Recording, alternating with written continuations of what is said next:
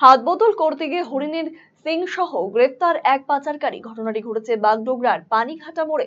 জানা গিয়েছে, এসএসবির বড় মনিরাম জোত কোম্পানির জওয়ানরা গোপন সূত্রে খবর পেয়ে বাগডোগরার পানিঘাটা রোড এলাকা থেকে অভিযান চালিয়ে ধৃতকে গ্রেফতার করে। ধৃতের হেফাজত থেকে দুটি হরিণের সিং উদ্ধার করে এসএসবি। পরে উদ্ধার হওয়া হরিণের সিং বাগডোগরা বন দপ্তরের হাতে তুলে দেয় এসএসবি। ধৃত পাচারকারীর নাম সুব্রন বারিক, সে ওদলাবাড়ির বাসিন্দা। ধৃতকে রিমান্ডে নিয়ে এর সঙ্গে আরো কে বা কারা জড়িত তার তদন্ত শুরু করবে বন দপ্তর।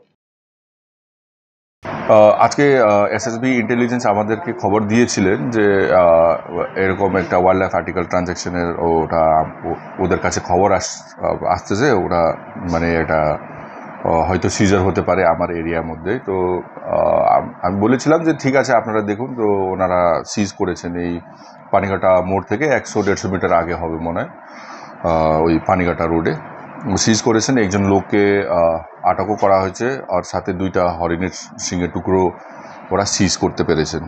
আর লোকের নাম হচ্ছে সুব্রন বারাইক, ও হচ্ছে মানাবাড়ি ওদলাবাড়ির বাসিন্দা।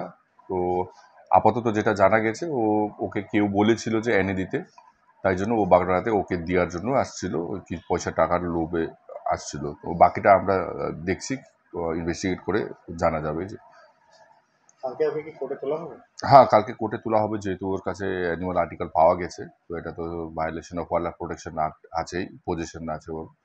বাকি জিনিসটাও আমরা দেখবো যে ও ট্রেডের মধ্যে ছিল না কি ছিল, সবকিছু আমরা দেখে এটা কোথায় থেকে এনেছে, মেরে এনেছে না কোথায় ছিল না পাওয়া গেছিল, এগুলো দেখতে হবে, আমরা দেখতে হবে।